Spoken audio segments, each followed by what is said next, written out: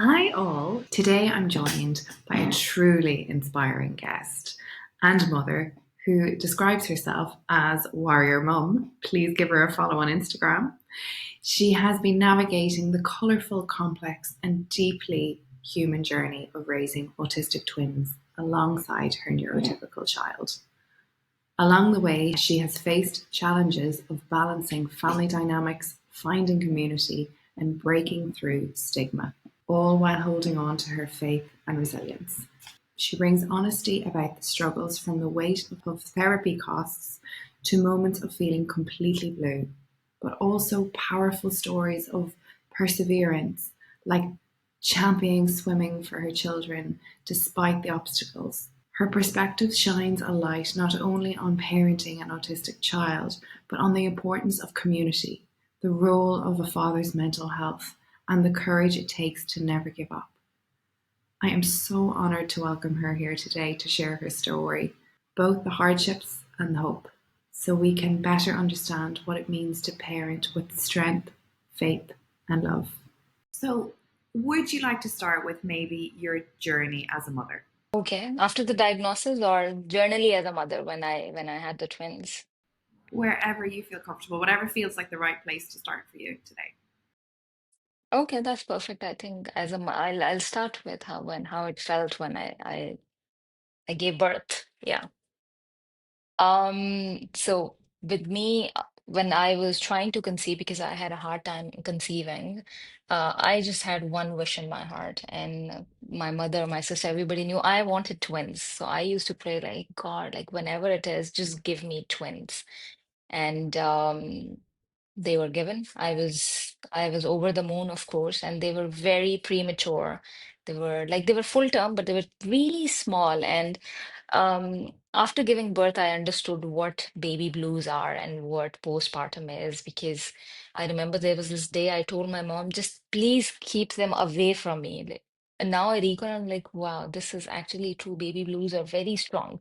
So for me, first 3 months were difficult because I was alone. I was back in my own country with my family because my husband, he had just moved to Dubai, so he was just settling in. So I preferred to stay with my mom at that time. It took a toll on my mental health, to be honest. It was not easy. But 3 months just passed by, and initially I was scared because they were too small. It was just bones and flesh. It was like really tiny. And managing two babies, only after birth, I realized raising twins is not easy.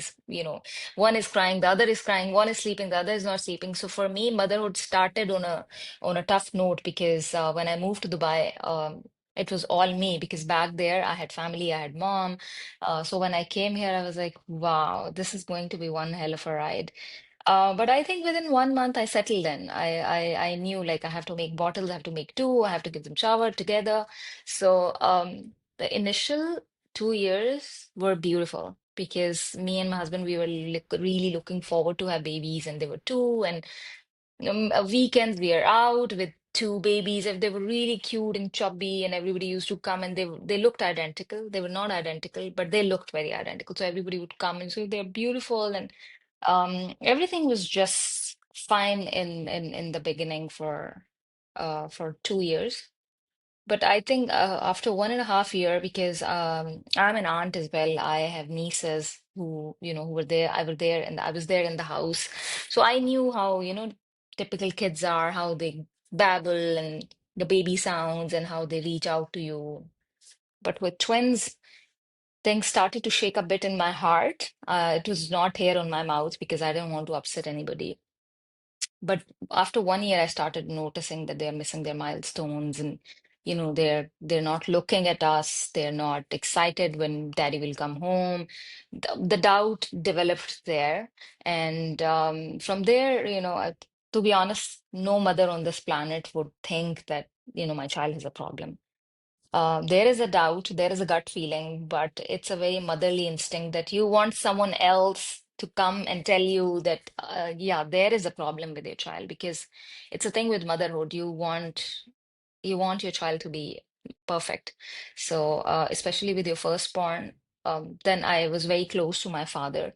I told him that, I think there is some problem. And he was like, no, no, like you were so heavy. They were not walking. My biggest concern was they're not walking. So my dad was like, you were so heavy and big and you were not walking. So it's absolutely fine. Twins are delayed, twins are this. So for me, initially, the thing was twins are delayed. This is a thing that I picked up from my own family. But gradually, the gap increased between their milestones, and the developmental delays were too much. And at 2.5, I was like, okay, let's go see a pediatrician. And in my journey, if I look back in the initial times, the one thing that really irritates me is at 2 years, I asked my pediatrician that is it fine for them to not do this and not do this and not do this, instead of him telling me. That really makes me angry, to be honest. And he was like, yeah, I think you should see a psychologist. And I went to the psychologist in like 5 minutes in the office, and she was like, they're 2.3. I can't officially diagnose them because you can't do that until 3. I think they have ASD. So yeah, that is the beginning of my motherhood. And after the diagnosis, it's Wow, wow. So, what has that journey been like from diagnosis to today? a roller coaster ride of emotions, of feelings, depression, acceptance. For me, acceptance was a little harder because it was for 2 kids. And deep down, like I said, there was a doubt. So I was reading about, toe walking and not giving eye contact and not socializing, not mumbling or not, pointing. So I knew that it could be autism. But to be honest, I didn't study further or read further. But when they told me that they have ASD, that was the point I came home. I started reading about autism, and it was scary. It was very, very scary in the first year because it's very natural. I don't know if it's just me. Um, I put autism on YouTube, and all the videos that I could see was children with self-hitting behaviors and aggression, and it really pulled me down more. And I remember I was so zoned out for the first 10 days that I was in bed. I didn't know what's happening around me. I didn't know where the kids were because I didn't know how to process all this. And my parents came over, and on the calls they're like, no, no, you're just, but take another opinion, etc., etc. Then my sister-in-law was a doctor. She was like, no, they're still young, and they can catch up. And everybody came to meet me and to, kind of console me, to make me feel better. But this funny part was that when they started coming to my place, my parents, my parent-in-laws, and they started looking at the twins, they were also a little, taken back. They were like, yeah, yeah, there is something different there. Yes, there is, but don't worry, it can't be because at that time everybody's calling it a disorder and, disability, and it was really pulling me down. I remember a relative told me that, oh, that means that they're disabled, and, yeah, raising abnormal kids is very difficult. And I remember I just felt that I'm going to have a heart attack listening to that. I came home, I cried all night. I was like, God, why is this happening? And for me, I was crying and venting, and I had my siblings, my father especially, he stood behind me like a rock, and he just told me, even if it's a neurological condition or a disorder, it's fine. It happens. There are kids you go to. He used to tell me just go and visit oncology department in any hospital, and you will see there are kids who are fighting cancer. They go see these blind centers, that the centers that are teaching the blind kids. Go see kids with cerebral palsy, go see kids with who are not walking. So at that time they started walking at 2.7, I guess. So I think 1 month, and one thing was very clear to me, that I need to get back up again, and I need to help them, because that is what a mother does. Like, it's not about her, it's about the child when it's a diagnosis like autism. I was very lucky. I had a neighbor. It was her son's birthday, I remember, and it was before getting the report from the psychologist. So Ahmedhadi went, and they had, their fingers in their ears because they were auditory sensitivities. She came to me and she said, "Do they do this very often?" I was like, "Yeah, sometimes when it's loud, kids do that." And she kept looking at my face, and I didn't like that look on her face because I knew that, she's trying to convey a message. So after a week, and she was working with a therapy center.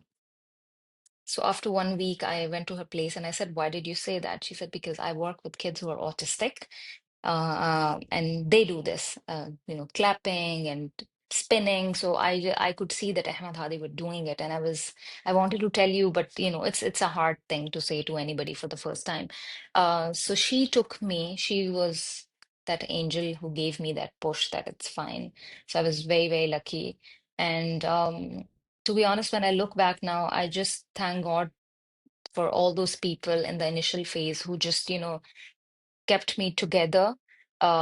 My father, that friend of mine, my husband, who is not at all talkative, but he said only one thing in the first 5 years. He said, "I don't care, Ambreen, it's a neurological disorder or it's a disability or whatever. They are our children, and I am going to do the best of my capacity to give them the best life. Autism or no autism, we love them." And he still stands by that. That was, it still is stuck in my heart because I really needed to hear that from my partner, because it's another struggle for fathers to accept it.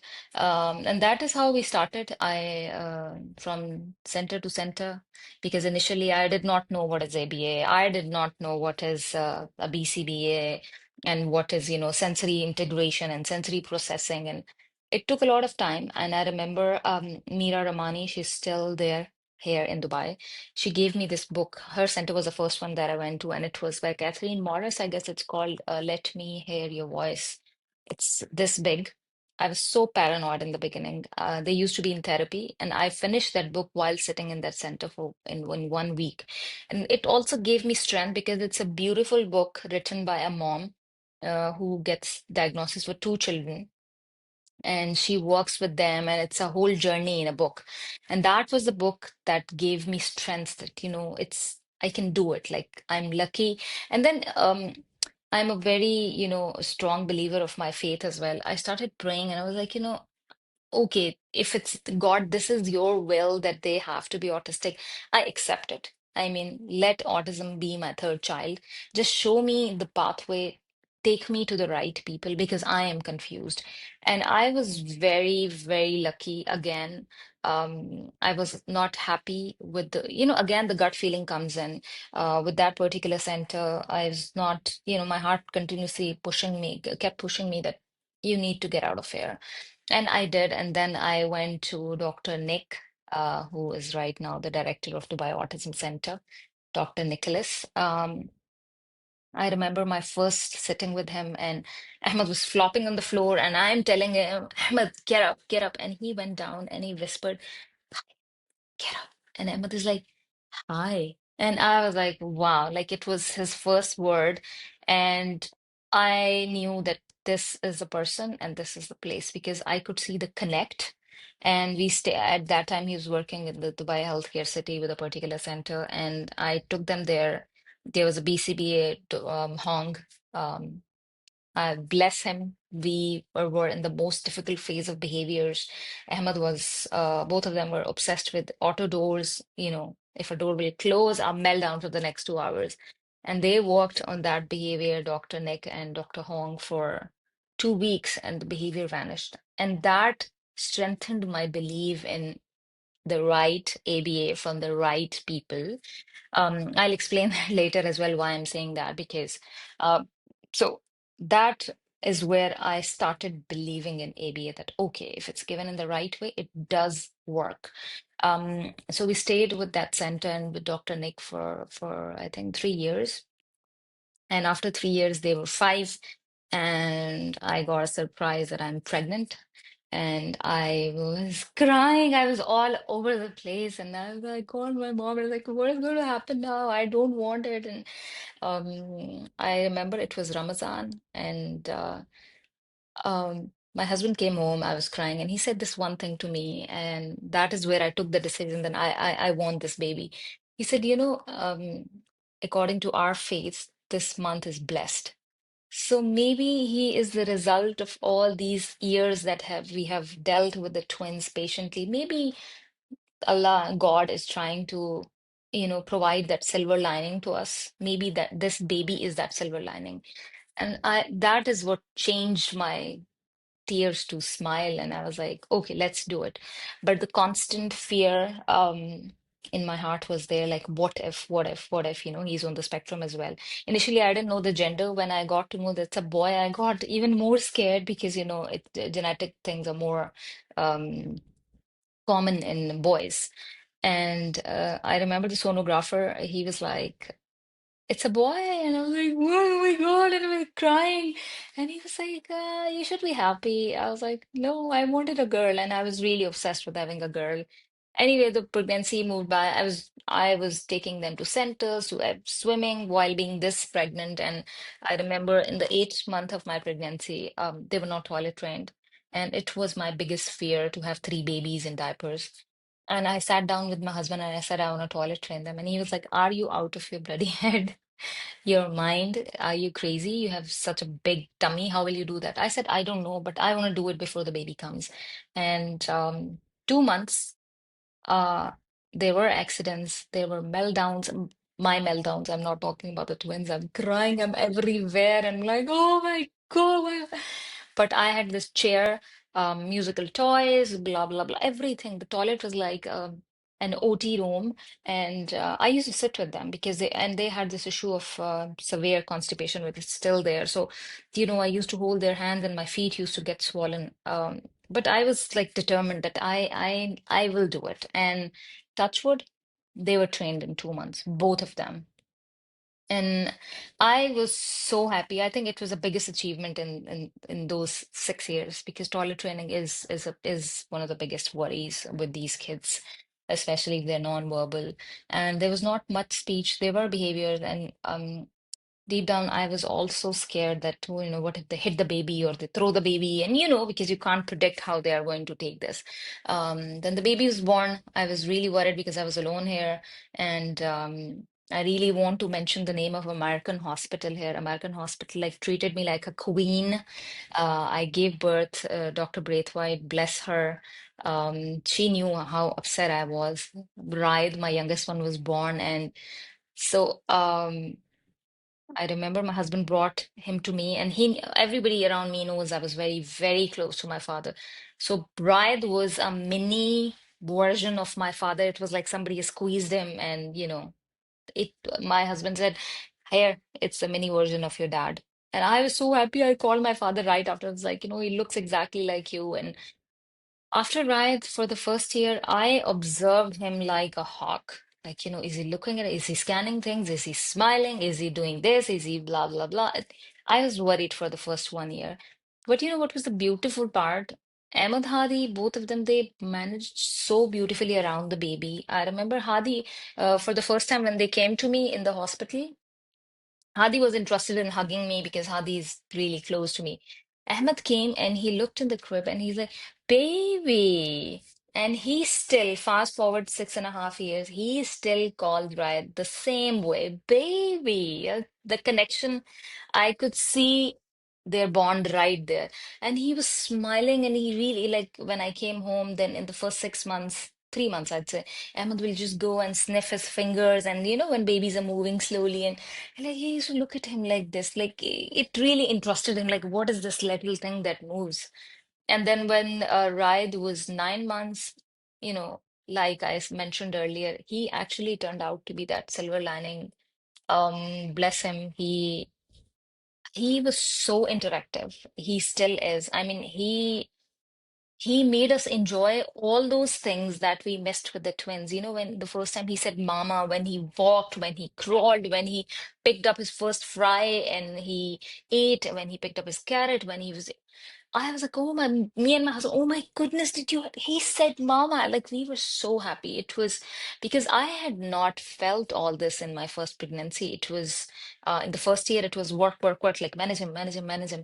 But with Raid, I enjoyed my pregnancy. I had this maternity fashion. I had bought gown. Like, I enjoyed it from the day I decided that I'm gonna have this baby to the day I delivered to the day Raid started to crawl, to walk. And I felt bad for Raid at many points because, there were meltdowns, there was hitting, and he used to see all that. And somewhere there was guilt as well that, he is born in an environment which is different and which is going to impact him. And you can't, tell what's going on in their heads. The kids of this generation, they're very different than how we were. They think, they look, they perceive things differently. But I kept telling this thing. So I can't talk about my husband here, but for me, I wanted to love the twins from the beginning more physically as well in front of him, like hug them and high fives, so that he knows that they can't speak or they can't respond the same way, but mama is very, into them, like, So from there to right now, he's 6. I can't tell you that how Ahmed Hadi were very antisocial in the beginning, and I want to give this credit totally to my youngest son. He used to run after them when he started to walk at 3 years. Ahmed, come catch me, run. Yeah.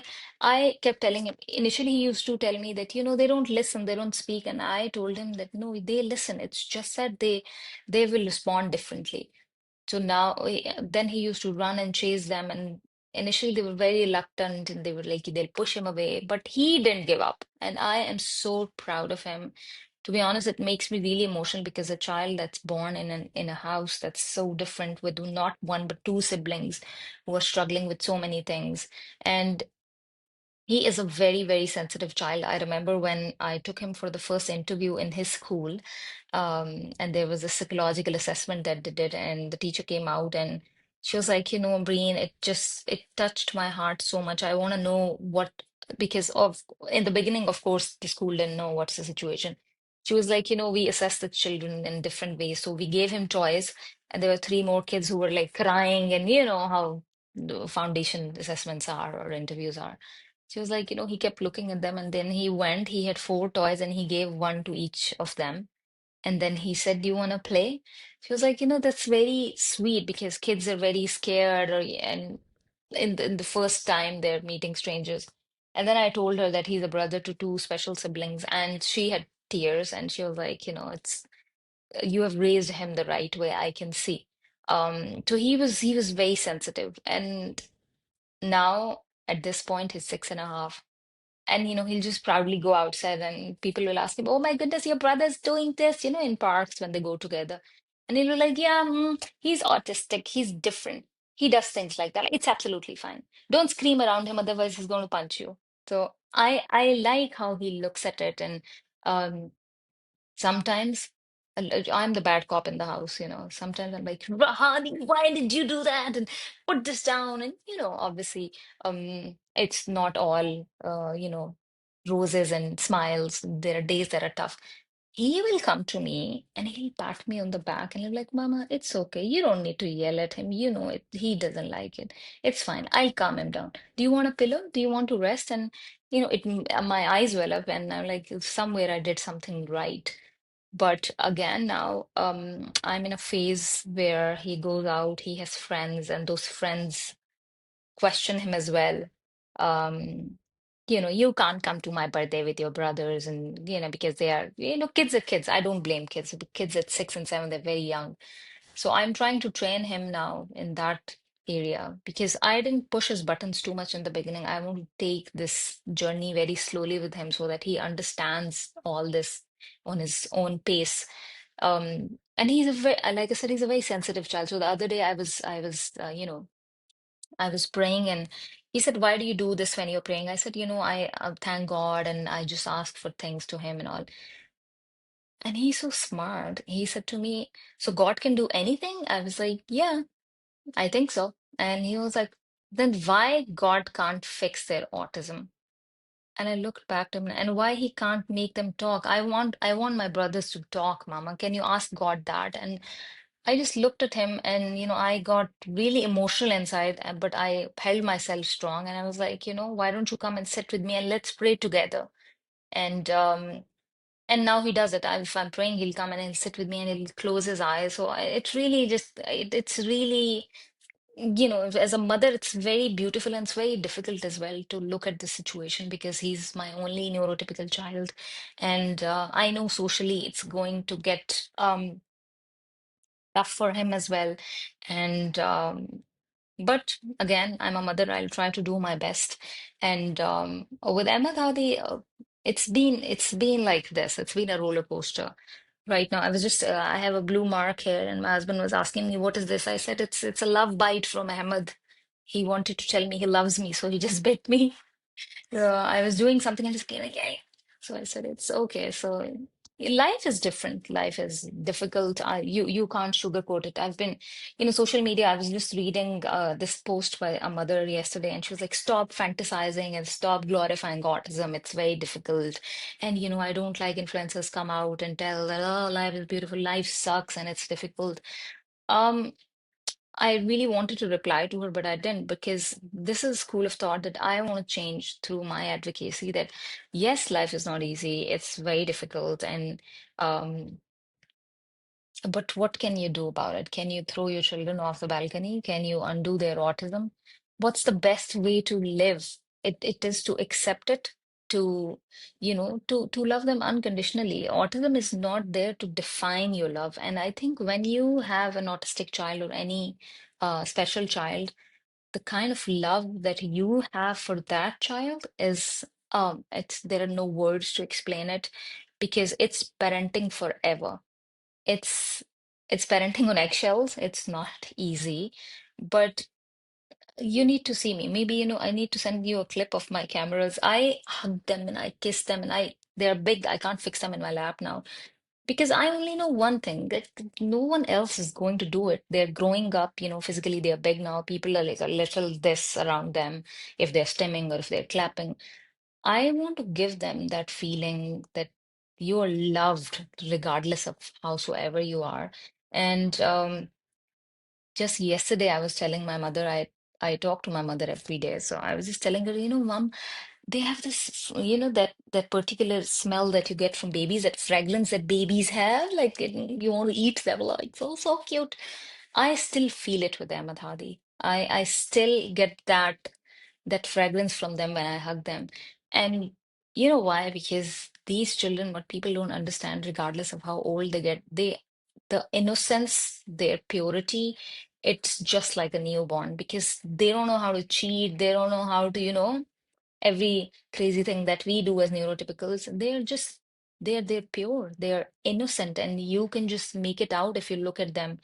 When I look at my twins, I just see pure and I just see innocence. That's all, and that's all that matters. I mean, I was just sitting with Adam recently in an interview, and he said, usually, and I really loved it. I think it's going to stay in my heart forever. For what he said, usually parents want to keep the kids in the house because it's much easier to manage. Um, it's you and the child against the world, but eventually, by the course of nature, the parents goes first. So you will leave, and then it will be your child against the world. So the point here is you need to take them out and prepare them for the time that um, you are not going to be there. And that is what my advocacy was about.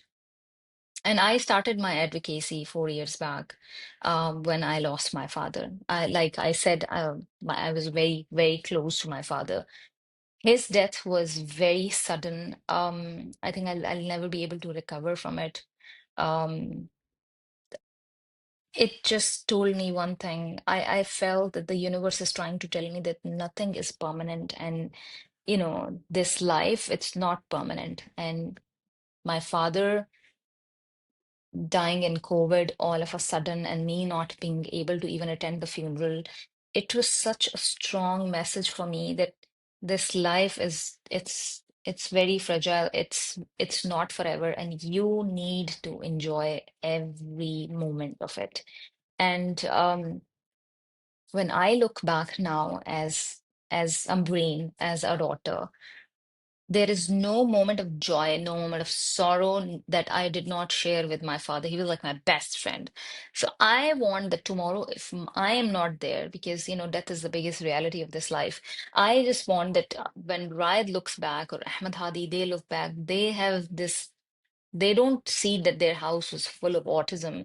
They just see that there was a mother who's like a friend who enjoyed everything with them. And there was a father, there was a sibling. We had a beautiful family life because this is the memory that I have as Ambreen with my family. So you need to look at life from a different perspective. You need to have your own world, which is you, your neurotypical, your husband. That's pretty much all. But you also don't need to forget that eventually you need to take them out and prepare them so that they're ready to cope up a bit, if not fully, when you are not around. So motherhood right now for me is enjoying them, loving them, teaching them the skills that they will need and that will help them when I'm not around. So motherhood has come in phases. Like I know that puberty and teenage is just at the doorstep, but I don't worry too much about the times that I can't see because that's not in my control. I don't, I think, but I don't think too much about tomorrow as well because I can't see tomorrow. I can't fix what has happened a day before, but I have today. You know, present. I want to live in the present. I just, even then now, people will come on, so sad, like you have two kids. I'm like, yeah, I just smile. Initially, tears will roll down and I'll get really upset. And now I'm like, yeah, yeah, yeah, whatever. Like, yes, I have two autistic kids and yeah. So yeah, it's been a And journey. pity probably doesn't help that situation. Sorry? Pity from others probably doesn't help that situation.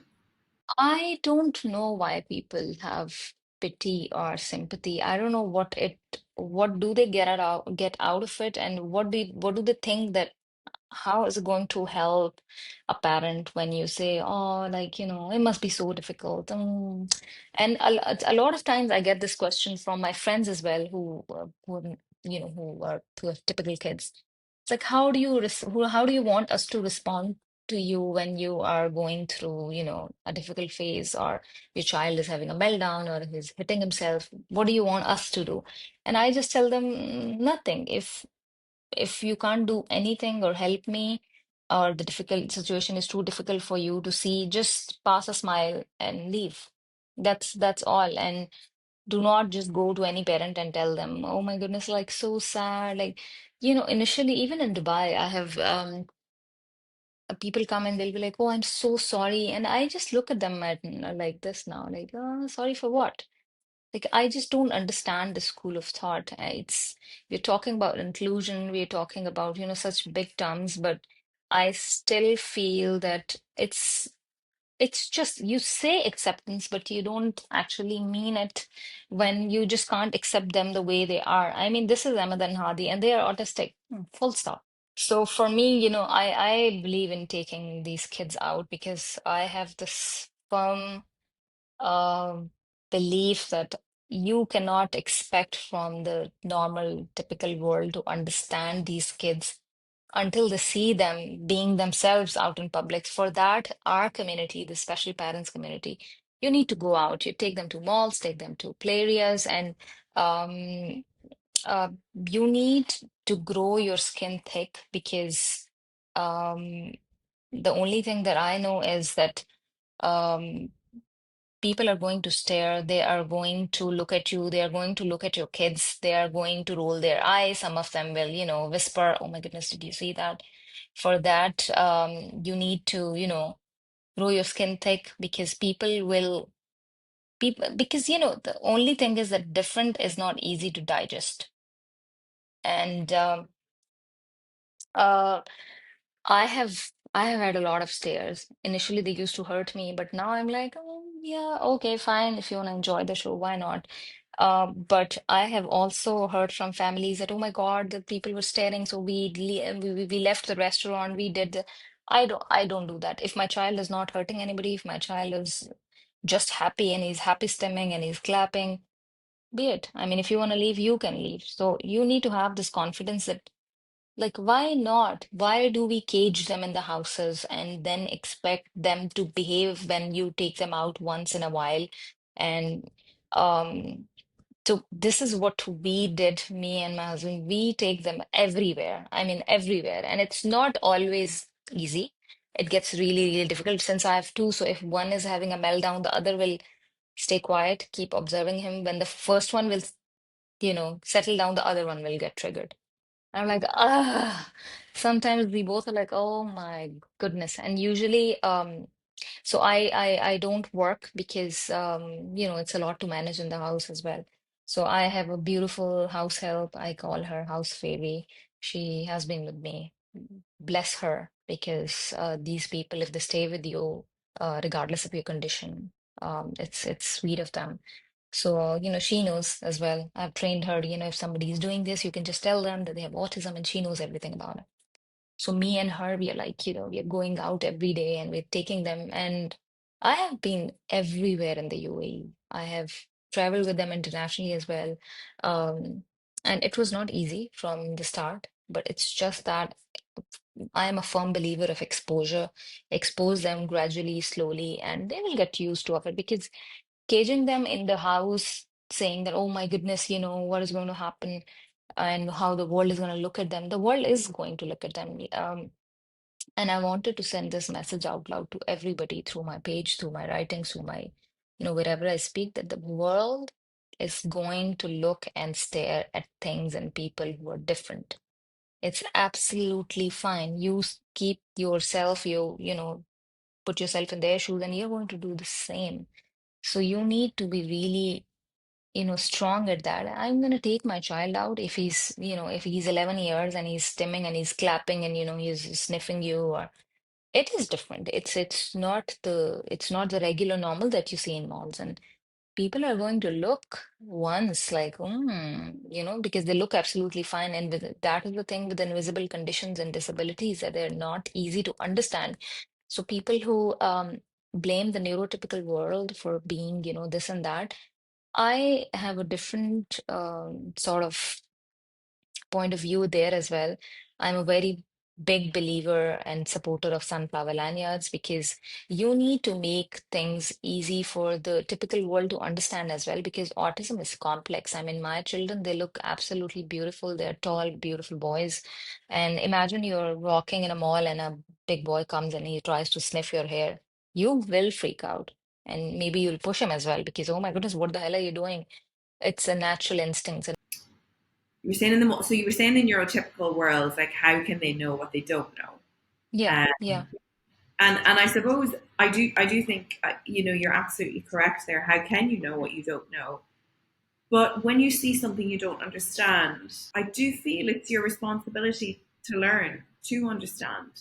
And I also agree that exposure is so important. So not hiding from the world, bringing your children out, letting them experience the world, let the world see them, let the world get to know them, and let difference not be such a thing. Um, would you agree, or do you feel that that's not really possible? No, I completely agree. That's the sole point of advocacy. I still feel that we need more awareness campaigns at grassroots level, because you need to. I mean, 80% of the times people are very accommodating the moment you tell them that the child has, some condition and all. But 20% still struggle because they don't even know what autism is, to be honest. I still believe that we need massive campaigns that are at the grassroots level, that are easy, broken down into easier concepts. I mean, I was at the screening of a movie, Sitare Zameen Par, that's made by Amir Khan. And the movie beautifully breaks down what Down syndrome is and what the chromosomes do. And there's a 5 minute scene in the movie, and I absolutely loved it. I mean, movies are, it's another way of reaching out to people at the grassroots level, and using that mode to make people understand what autism is and what Down syndrome is. I loved it. I mean, it's a beautiful idea. If you and in Dubai, Dubai is a city that's, it's very inclusive. You're looking at UAE doing so much for the people of determination and all. um I just, like, I personally feel, it's my personal opinion, that outside, when you enter the malls, there should be sunflower lanyards or anything that can represent hidden disabilities or conditions. And it's the parents' discretion to use it. But and to all the parents listening, I personally think that it is not going to exclude your child, because parents are also very sensitive when it comes to things like this. Like, we don't want to put the sunflower lanyard, people will label him and all. It does not matter. I mean, if your child is autistic, he's going to be autistic all his life. It's if you still struggle with this small thing that if he's going to wear a lanyard, people will exclude him. That means you're still struggling with acceptance. This is how I look at it. Um, uh, and with since it's a spectrum, I feel that children who are, who are high functioning, who are verbal, who are going to mainstream schools, who they say mild autism, they have little bit autism or borderline autism. Those parents, I think they struggle more because, they want to hide it. And even with schools, there's this mother, she met me, and her daughter, I could see that, she's high functioning, but she is on the spectrum. She's like, and she literally came closer and she whispered in my ear and she was like, she was autistic. And I looked at her and I was like, oh, okay, she's not now.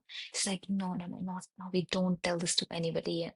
And I felt very sad because this kind of school, this particular school of thought, it promotes it I don't know how to put it in words, but it makes the other end where my children fall look really bad and sad. And your child is going to a mainstream school, she's verbal, etc., etc. But what about the kids who are non-speaking and aggressive and they don't even go to a school? What about them? um, so it's a spectrum, and people need to understand that autism is not to be ashamed of. I just don't understand, and there is so much stigma around it. In the mainstream schools, I was sitting with the principal of a very popular school here, and she said, we can see that the child has sensory issues. We can see that the child has anxiety because of those issues, and we'll call the parent, and they'll be like, no, no, no, no, no. Like, they lie because they are scared of labels. What if my child is labeled? And I just don't understand, if you're so scared of the labels in the beginning and you don't get the help that child needs, after a few years, you're going to be in trouble. So why not accept it in the beginning and provide the help that that child needs? And I've always said, it's not about the child, it's about the parent more, because the parents are in this, even in the special needs community, I've seen there's this race going on. There are comparisons. Oh my God, like, her child, he's also autistic, but oh, he's going to, this is school, and oh, he's doing amazing. Well, let's just put him there. As a no, I mean, on one end, the first thing that you read and you're told is that it's a spectrum. One autistic child is not going to be like the other one. They all are different. And and that is where parents struggle the most. Oh my goodness, like he needs to. And I remember when I was going to speech therapy, and sometimes I used to get really angry while waiting for my twins to finish the therapy. When is he going? No, but when he's going to use his words, when is he going to, like, talk? There were days I got really agitated because um what if 25% of the kids on the autism spectrum, they stay nonverbal? Non-verbal does not mean that they're going to be non-speaking. It's just that how you look at it. And you are so lucky that you're born in times where you have devices, where you have, sign language, where you have other modes of communication. So it's like I said earlier, it's more about the parent. You want your child to use words because you are so old school from here, because you don't understand that words is not the only form of communication. Please, like, you parents need to broaden their vision as well. Um and then I see parents will be, dragging kids into the cinema and to malls. And why don't you, if you as a parent do not understand their sensory profile, if you do not understand how to manage your child, parent to me is a best therapist. If you don't understand, you have failed there. I might sound very rude, but um exposure. And then people, when parents do, that is why parent empowerment is very necessary, and inclusion of parents during the therapy sessions is also very important. So parents are like, he was doing so well in the center, but when I took him to the mall, he was like, he was everywhere, all over the place. No, you need to understand that generalizing whatever they have learned, it is a very, very slow process. You just can't expect a child to be amazing in his first trip to a very noisy and a very busy mall. Even if a child goes to the door of the mall or he just stays there for 5 minutes, well done. I mean, slow progress is also progress. Appreciate them. Like you can't. You look for the small wins. You don't look for the big. Exactly. Every time you say, like, So this is true. a win today, one step closer. You know, it's one step closer to the mall today. That's a big. Exactly. And It might be small to you, but for them, that's it's very huge. big. Yeah. Um, and I love what you're saying about acceptance, because I think this is key in everything. Really, is around acceptance, because I know at the beginning when you spoke about your family, it sounded like they were in denial.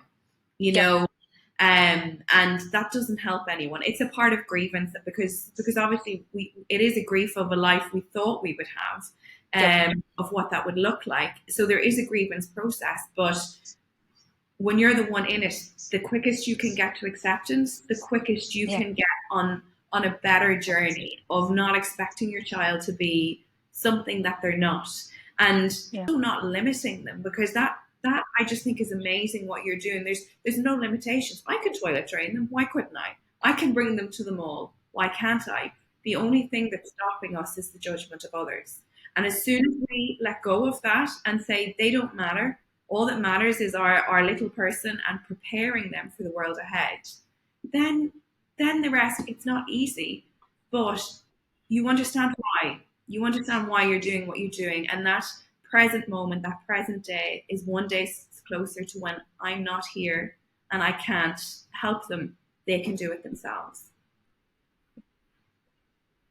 And I think it's like I said, saying it and actually accepting it are entirely two different things. I've seen parents who say, yeah, yeah, but when I see them practically, I'm like, no, they have not accepted it. They're still struggling with the first step.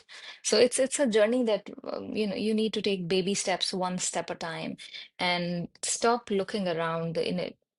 Like I have always said, early intervention, the early years are so crucial. They're so important. That is why the parents take your time, but bounce back to the child. Because if you miss that window of early years, that does not mean that you cannot take therapies later in life. But the brain is really it's workable. It's more workable when they're smaller and all. Um, Toilet training a child at 3, 4, or 5 is going to be much easier than a child who's 10 or 11. And I'm not judging parents. That is one thing that autism has taught me. I don't judge parents, but sometimes I'm very vocal, so I'll just go and tell them that, it's not going to be easy. Like toilet training, like I said, it's the biggest problem that I've seen within the community. And I just tell mothers that it's not easy. You have to be patient. There will be accidents, there will be meltdowns, there will be days when you would like, you know, you'll be zoned out, but you have to be consistent. Um, Development, progress, all these things, I'm specifically talking about autism. Um, they're very slow. It takes a lot of time.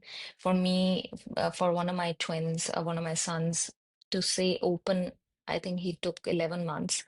Then was like, and then oh, and then open. It was initially it does get frustrating, but now after so many years, I'm like, I'm so proud of them, but it's just that we focus so much on the deficits that we stop looking at the tiny achievements. And that is for me the sad part, because you need to appreciate them as well. We look at ourselves so much that, oh my goodness, like, life is ruined and etc., etc. You don't understand that the child, especially the non-speaking children, um, I was just talking to a mother who has a daughter who's verbal, who's very much verbal about her emotions as well, very high functioning, and she was like, "I realize my life is ruined." And I looked at her, I was like, "I don't want to judge you, but do you look at me? My kids are not speaking, but um, I'm so proud of them for whatever they have learned in all these years." So this is another lesson that my father taught me, that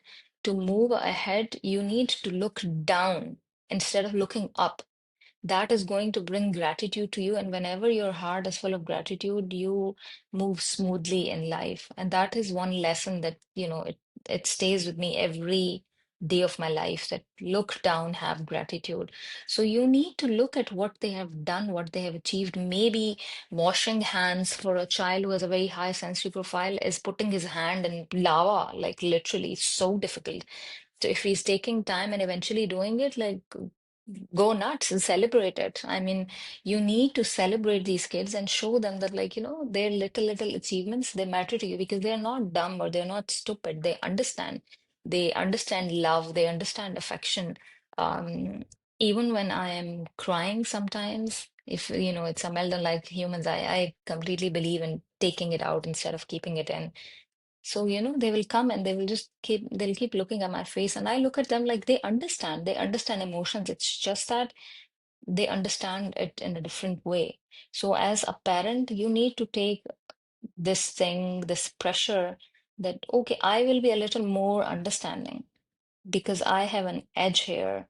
One, I'm a mother, one, I'm a neurotypical, one, I have a better understanding of all this. And no one understands your child, not even the daddy or not even the husband, like a mother does, because there is this instant connection that you have with your child as a mother, and it's by nature, it's not, you can't force it, it's naturally there. Um, and I've seen parents clash as well. There is parenting clash between husbands and wives as well.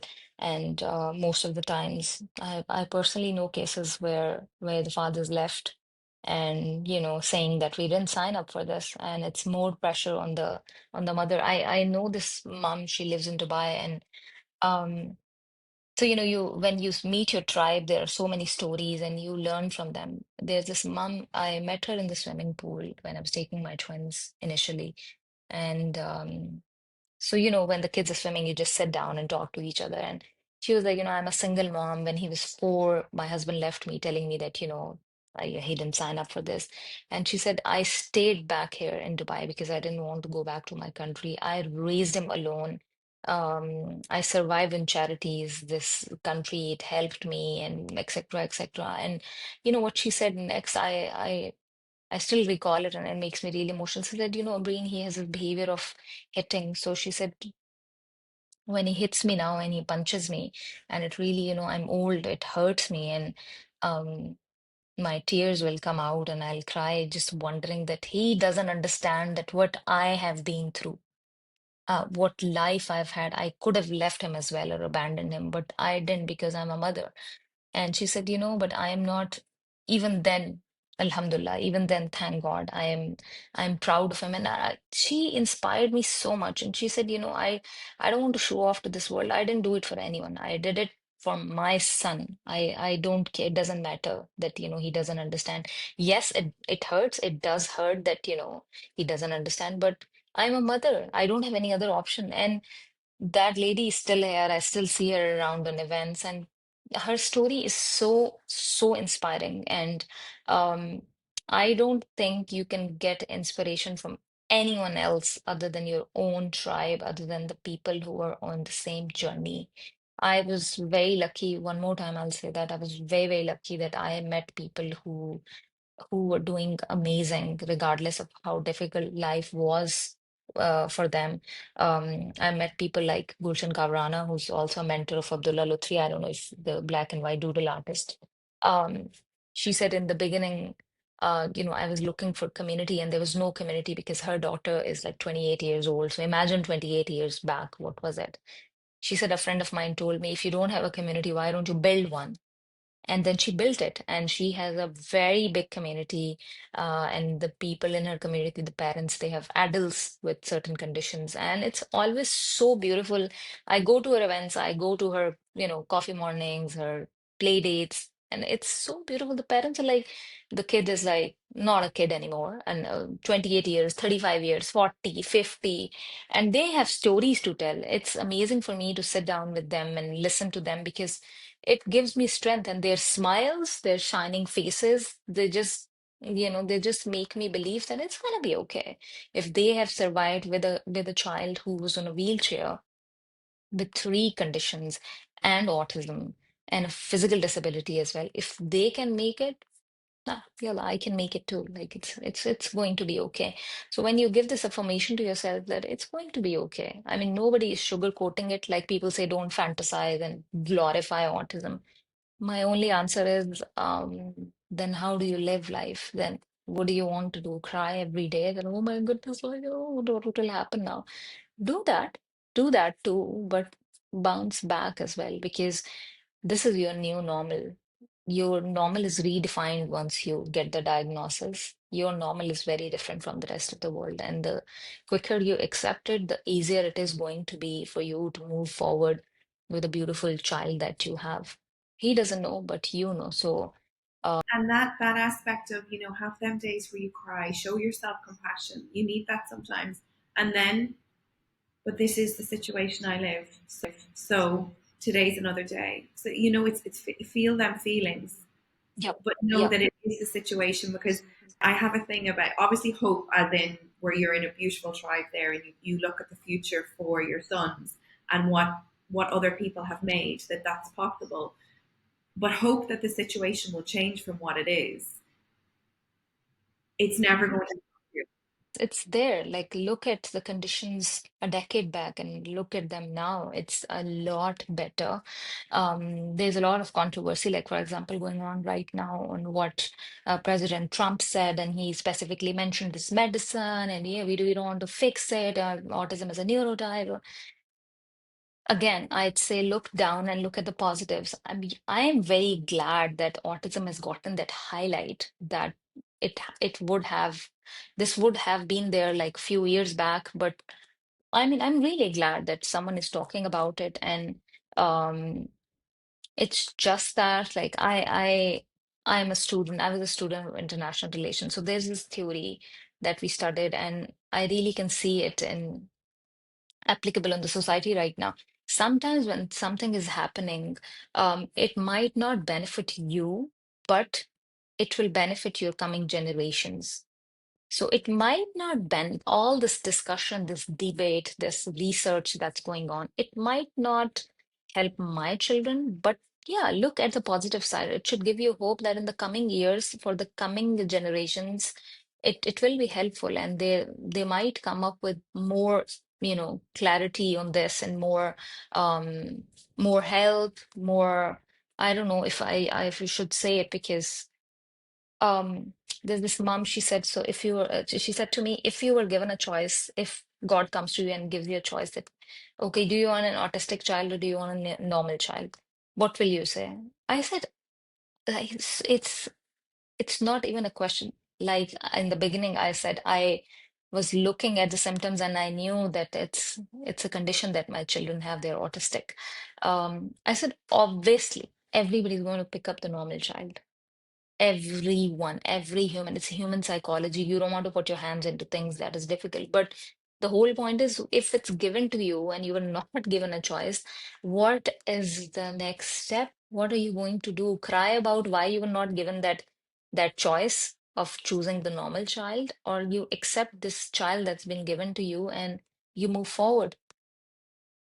I mean, and then again, it's people are like, this all this research, it's mom guilt. And I was one of those mothers who took paracetamol during her pregnancy. I did it, but I don't think about it because what is it going to do? How is it going to help me now? Well, the I diagnosis for autism came before paracetamol was even on. exactly. So Exactly. it I was doesn't. just talking to I had my monthly appointment with my rheumatologist, and he has been my doctor for quite some time. So he said the exact same thing. He's like, why moms are getting into, this guilt again? Paracetamol came like literally so late, and autism was there in 1911, 1910, there were cases. So I don't know. Social media is also, I think it's powerful, but it's also very confusing and it's very tricky. All this debate has, led parents, it has pulled them down to again thinking, oh my goodness, that means I did something wrong. And I don't favor it. Anything that just it's useless and it's not going to bring any positive thing to me or my house or my children. I don't want to look at it. I mean, I looked at it, I read about it. whatever happened, okay, fine, yeah. It's good that they're talking about it, but does it matter to me? No, it doesn't matter to me. I don't want to go back 9 years, 11 years and think, oh my goodness, I took paracetamol and I did it to them. No, I didn't do it to them. I'm a firm believer of genetic side of autism. I truly believe that it's the genes plus the environmental factors. But these kind of things, these kind of researches, they'll keep popping up. They should not pull you down. That's the whole point. I mean, you know, have you seen those horses in races? They have this fold, yeah, I don't know what do you call them, but they are put there so that their focus does not, go on left and right, and they stay literally focused on the goal.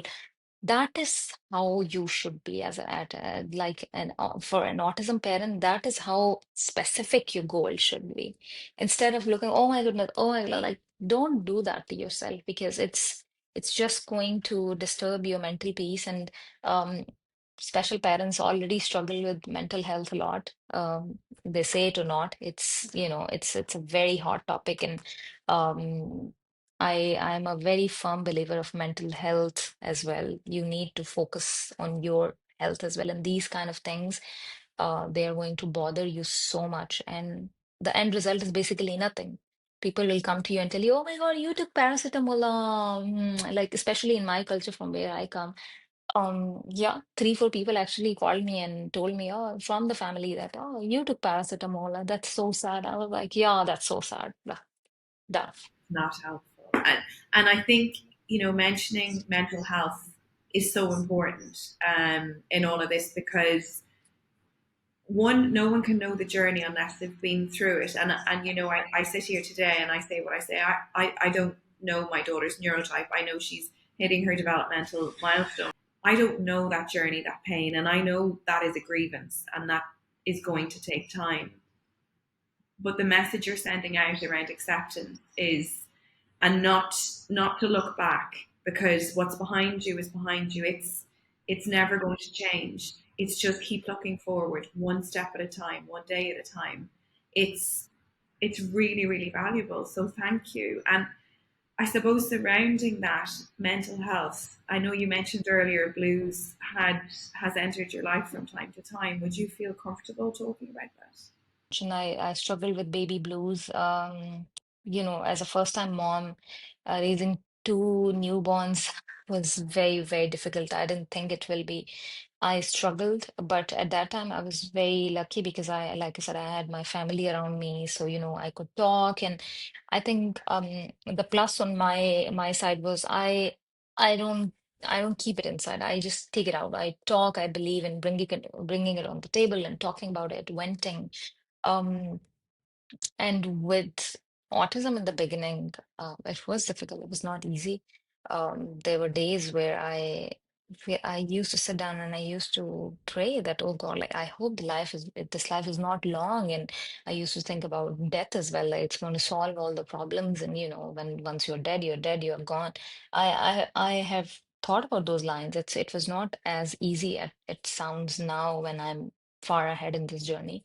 The beginning is never easy, and the factors around you, the environmental factors, they also add on. That is why family support, your friends, they matter as well. So instead of locking yourself up in your bubble, you need to talk about it with anyone that you're comfortable with, because getting help through therapy is also cliche. There's a lot of stigma around it. People are not comfortable. Okay, fine. Let's just take baby steps. Like talk to a friend, talk to your parent, talk to your spouse, anyone. There is always someone in your life that you are close to. In my case, it was my father, and I used to cry. For me, it kept getting. I used to settle down with one thing, and then the other thing will pop up. So for me, the initial years were very difficult. Like I settled down with autism acceptance, then my husband was diagnosed with diabetes, and he was very young, and I was very upset when I settled down with diabetes. He was diagnosed with psoriasis, and that too aggressive psoriasis. That already, I was already shaken, and that kept adding on. And then when I settled down with that, I my twins were diagnosed with psoriasis, and I kept questioning my life for I was like, why I don't have that, stability? Why it's not, why me? Like, this why me keeps, and then when I settled down with everything and I was like, okay, I can do it. And COVID hit, and then uh, my father passed away, and I was like, uh, I was, I think my journey is literally split into two phases. After my father's death, I was internally dead. To be honest, I think it was the most dark. Um, 3 months of my life because I couldn't process it because the only prayer that I had been doing since I was a child that I don't want to live this life without my father because I might sound really obsessed, but he was everything to me. He pushed me in all my dark days. Like, you can do it. I mean, we'll do it together. I'm with you, like, I'll make my breakfast and we'll talk and lunch, dinner time, this happened, and he was my gossip queen as well. We just, he was that color in my life through all these difficult phases. And then death came and it just took him away in the most um harsh way possible. And it still makes me really emotional because that is the moment I didn't want to see in this life. And I was so angry at life. Um, it was so painful. I went to my country after 3 years, and my mom and my husband's house is like 1 kilometer away, literally. And I am at the door. I just dropped his favorite perfume and his things at the door. Social distancing, that was a thing in that time. And it was me on this side of the gate. On the other side, my father was inside in the room. Yeah, he was in isolation. He had COVID at that time. And I called him. I said, I came, I brought your favorite things. And I'm not leaving Pakistan. I'll be here. You get better and I'll meet you. Don't worry, I'm here. And, he got really emotional. He was like, I said, Abba, don't do this. And I'm here. I'm here. Just, I will not go. And he was very close to my twins. No one in my life has been close to them like my father was. Um, and after 4 hours, I get a call. I didn't even get a call because my siblings knew that my heart will stop beating if they'll tell me that my father's dead. Um, so my brother just sent me that picture of the ECG. It was a straight line. And I opened the phone and I gave it to my husband. I was like, what does this mean? Like, I was so zoned out. I didn't want to believe it. And my husband hugged me and I was like, what do you mean? What do you mean? I didn't want to believe it. And it was so difficult for me because I couldn't go and meet my mother, my siblings. I couldn't hug them. I couldn't attend the funeral. So that phase was the darkest. And I think I somewhere internally died when my father passed away. And I gave time to myself, to be honest. I'm not a superwoman. Um, One day I remember I saw him in my dream and I was like, he said to me, I clearly remember it. He said to me, this is not how I raised you. You are strong. You're stronger than this. And I'm there. And I woke up crying and I was sweating and I was like, this means something. And that morning I got up and I was like, no. I can't waste whatever he taught me all these years. And seriously, I'm not making it. If there is a day that is very difficult, I just listen to his voice notes. So I have a collection of his voice notes. In my difficult days, he'll just message me and, we'll talk and I just listen to them. They just still give me energy. So I think I was reborn after my father's death. My journey is split into two. And there is not a single day after his death that I don't miss him. I miss him with every breath I take. But again, that same thing, I look down and I look at the positives. I look at the hopeful side and um I just want to live with whatever he taught me. And I have beautiful memories with my father. And I want to remake those memories with my children. I don't care autism or no autism. And now, when I look at my son, my youngest one, I told you he's a replica, he's a Xerox copy of my father. And I think that it was decided by the universe because when he was born, my father passed away after 2 years. The universe gave him back to me in my son's face. Like I can see my father in his face. He's exactly like him. And he's as kind and as generous and as sensitive like my father was. So again, gratitude. I have so much gratitude. Though I was angry in the beginning, I struggled with depression after his death. But I took all the help that I required. I talked about it. I gave time to myself. And I bounced back. And For me, life is all about giving time to yourself in your difficult times, getting help, and then bouncing back to your children. But because what you are given is, it requires you in your best form, and sometimes you have to be. And then parents I see who struggle with mental health, they become paranoid that, no, I can't take a break. I can't do this. I need to be in therapy. And no, sometimes you have to be selfish. And it's not for you, it's for you and your child. You need that break. You need to take time out for yourself. And like I said, I have this habit. There are days when I'm really blue, I'll just put up my favorite perfume and I'll just go. I don't ask anybody to join me. I'll just go to my favorite cafe. I'll order my favorite avocados and eggs. I'll enjoy my coconut milk coffee. I sit down and I breathe. And I'm like, yeah, I need that. And I do it very often. And I'm very notoriously popular for this that, Ambreen can go on a breakfast date alone. And people make fun of it as well. Friends, they just tease me. I'm like, because I need it. And that what keeps me smiling and I feel fresh. If I need extra sleep some days, I will take that extra sleep because missing one day of therapy is not going to, give you a huge gap between any developmental things that you're looking for.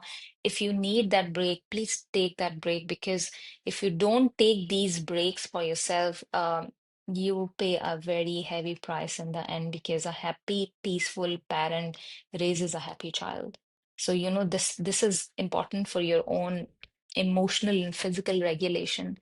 Take breaks and prioritize your mental health because mental health is at the top of the pyramid. If this is fine, your mental health is fine, everything underneath it's going to be at its place and you'll feel good.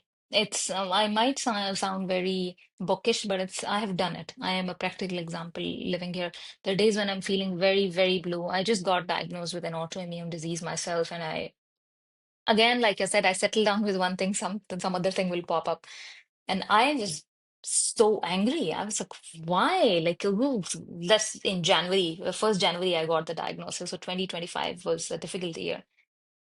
I took time. I called my husband. I was crying. I was like, why? Like, why I didn't want an autoimmune, but okay, fine. It has happened now. It's fine. Again, I gave time to myself. I was feeling really, really down. I just went and I cut my hair. I colored them and I felt better. Like, why not? Like, give time to yourself when it's needed. And a happy mom raises a happy child. That's And it sounds like you give yourself time to process what's going on. And that message to any mother out there, any father, any mother, is to take that time when you need it. It's one of the most valuable things you can do as a parent because then you show up 100%, and you're able to show vulnerability that I need some time to myself. That prepares them. It's a role model for later in life that if you need time, you take that time. So that you don't have to just keep pushing and pushing and pushing until you completely burn out. So thank you. And can I ask on that note, how are you today? I am confused, to be honest, specifically if I talk about today, because I've been just told to get a surgery done, and I'm just in the process of deciding. Uh, but yeah, we'll find a solution out. If it's required, I'll do it. I am just in the middle of a lot of things going on uh, medically because autoimmune diseases are so confusing. But I am ecstatic about on one end I'm struggling with this, but on the other end I'm working on a book, and that book sometimes I'm writing and I'm crying, and there are chapters I think they're going to smell like my tears because it's my heart on a book on paper. So I'm really looking forward to that, and there are certain projects that I'm doing are really, really close to my heart as well. So specifically about today, I'm really happy because I'm making pasta for a neighbor because she really loved it, and she's like, can I love cooking, to be honest. For me, cooking is like an antidepressant. So and whenever I'm too happy and I'm too sad, I'll make the best dishes possible. So today I'm really happy because Yeah, exactly. And you plan everything. So I have my background in international relations. I was working with a political think tank when I got married. And the plan was to, when I moved to Dubai, I left the job and I wanted to open a restaurant. That was my plan. But again, you have your plans, and then universe has its own plans for you. So I wanted to open a restaurant, and that couldn't happen because, I was given this huge responsibility. But the passion, the love that I have for cooking, it didn't die. So I just keep it alive. When I'm happy, I'll just cook, and my kitchen is very messy when I cook, and I love it like that. So my husband is a very cleanliness freak. He's very fastidious and everything. And I just tell him a messy kitchen is actually a happy kitchen. Like, if you see me cook, you'll be like, oh, this is crazy. But I love it. I mean, again, it's something that I love. So, and I love to cook for people. Like I told you, I'm cooking pasta for some very, very close friend because her daughter is like obsessed with the red sauce pasta that I make. So, yeah, today is a happy day because it's going to be a messy kitchen. So, yeah, I'm already very happy. No, I'm just so the social skills is and these, kitchen stuff is so I make small goals for every month.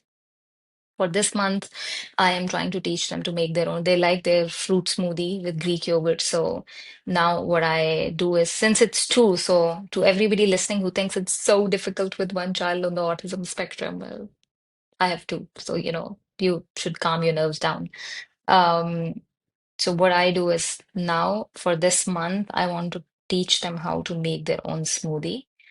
So it's a lot of mess because sometimes, they'll power milk and all the milk will come out, or they'll put all the frozen strawberries inside. So yeah, um, it's this goal that I'm working on, and it's really exciting because I want to teach them how to cook. Even my neurotypical, he's very much interested when I'm cooking. He's like, Mama, I want to help you. Can I cut this for you? Can I do this for you?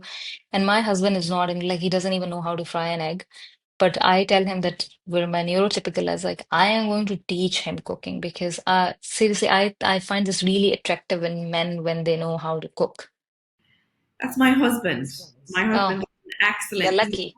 He's the Wow. cook in our house. I mean, I can do the cooking, but he makes like five ingredients. And men do they are lovely at this because they take it a little too seriously. So I really want to teach them. And with Ahmed and Hadi, it's one of the life skills that I want to teach them so that they can make a smoothie, they can make a sandwich, they love pizza. So these are three, four things that I have just for the next 3 months, at least three things, hopefully, inshallah, I can teach them how to make. So, if you have seen my page, The Warrior Mommy, I'm not one of those influencers. I'm not even an influencer. I don't call that myself. I can't, have a phone here and record everything because I want to enjoy my children when they're doing something. I want to, enjoy the mess that they create instead of just recording everything on my phone and putting it on social media.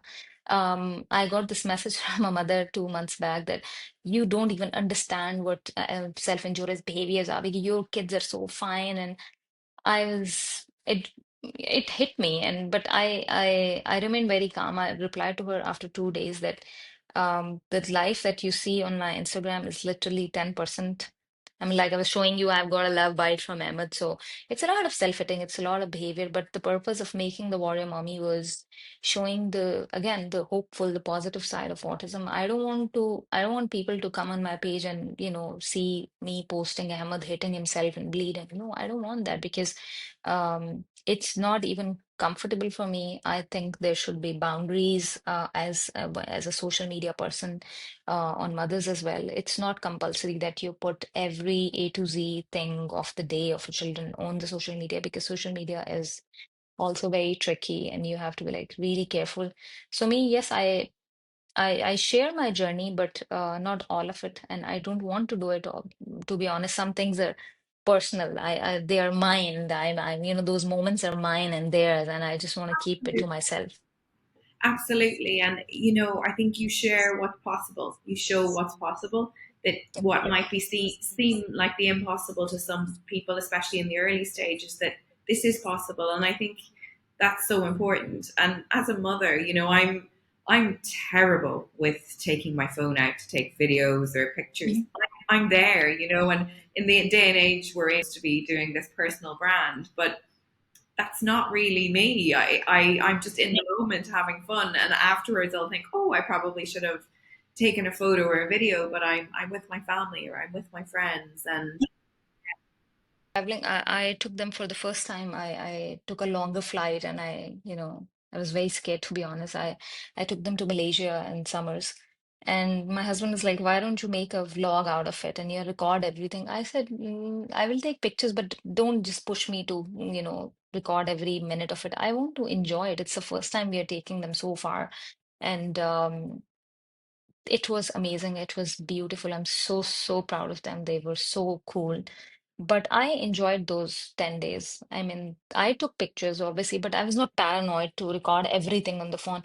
I have this habit, even before this advocacy and this page that I made, I have this habit of recording everything, but not like if there is fireworks happening, I will not record all 5 minutes of the fireworks. I'll just record like, 30, 40 seconds because it's a memory. I want to keep it on my phone. And both my twins, they love watching their videos. They absolutely love it. So I do it for them. And then um, on the social media, I want to put things that can send a positive, a positive message to all the parents looking at my videos that, okay, like if you have seen, I have always told the struggle earlier and how they coped up and how we worked on it and where they are now. But it does not have to be everything available in that. Like I'm being pushed to go on, yeah, make an account on TikTok and everywhere. I just want to enjoy life. I don't want to become paranoid with social media as well because life is moving so fast. I mean, it was just January yesterday and we are in October already. So I want to enjoy life while sharing some bits of my journey with my audience because they're also very close to my heart. I really feel to be honest, very happy, emotional, and proud when, a mother will message me that I was so scared to take my kids out in a park. But, then I looked at you and looked at your twins. Now I keep my head high and I don't care if people are looking. I just take my son out to the park every day. I don't care. And it really makes me emotional because that is the sole purpose of the Warrior Mommy, the page that, it gives you that push that if I can do it with two kids who are moderate to severe, then you can do it as well, regardless of where you are living. And then I get this question a lot like, oh, you're living in a country that's so inclusive. What about me? I'm living in, XYZ country that's so backward and all. And I just tell them that maybe we live in different circumstances, but as a parent, when you lie down on the bed at night, the worry that you have for your children, I have exactly the same worries. We are connected somewhere. It's just that we are living in different countries. That does not mean that, I'm living in the UAE or I'm living in Dubai, so I don't worry about the future. Like I'm so cool about it. No, I have the same worries. It's just that that's what fate is. You are in this country and I'm in this country. But again, you need to push yourself as well. Things are not going to fall in your lap. You have to put effort.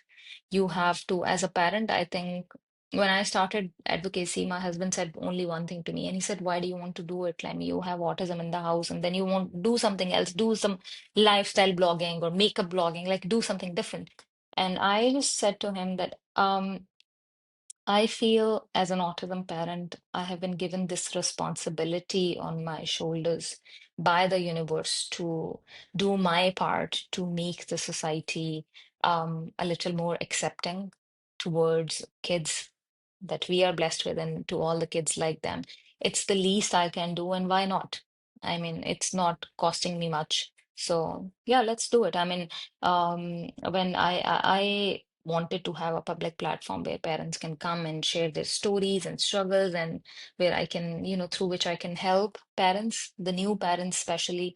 Um, again, like I said, mothers who you meet, who have been on this journey and they're a little ahead.